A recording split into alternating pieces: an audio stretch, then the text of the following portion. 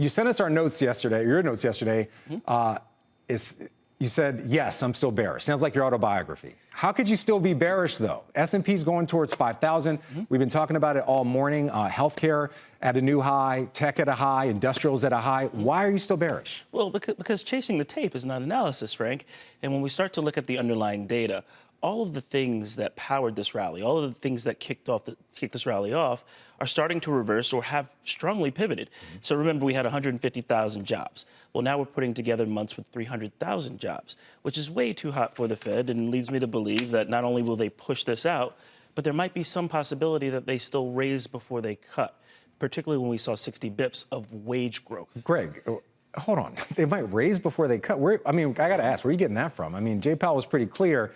They're moving towards cutting.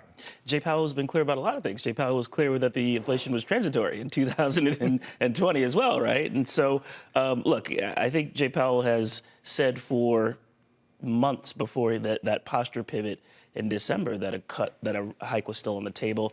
I still believe it to be there in terms of it being more likely than a cut in the first half. But let's go back to some of the other data that kicked off this rally. Remember, core CPI went down to 20 basis points, and we celebrated a new paradigm because that gets us to 2% annualized. Well, core CPI jumped back into that 30 to 40 basis point bandwidth that we'd been seeing for 16 months prior. Right. And so when we look at all the underlying data, we just can't call the fight with inflation over.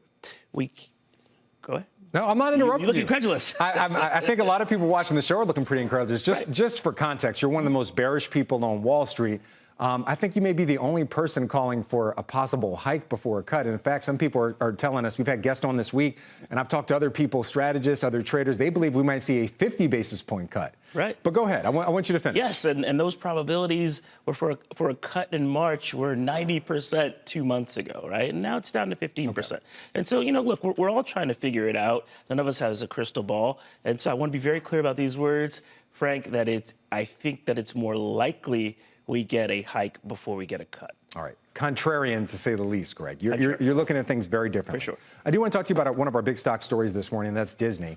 When you see that kind of performance from Disney, also leaning into Gen Z and Gen Alpha, what does that make you think about a legacy company like that taking a turn? We had a guest on earlier calling it an inflection point.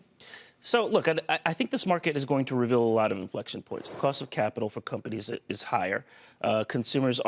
We are starting to see signs of it being stretched. That's one of the things I got wrong in 2023 is that I thought the consumer balance sheet was stronger than I anticipated it would be from the great wealth transfer and the great refinance.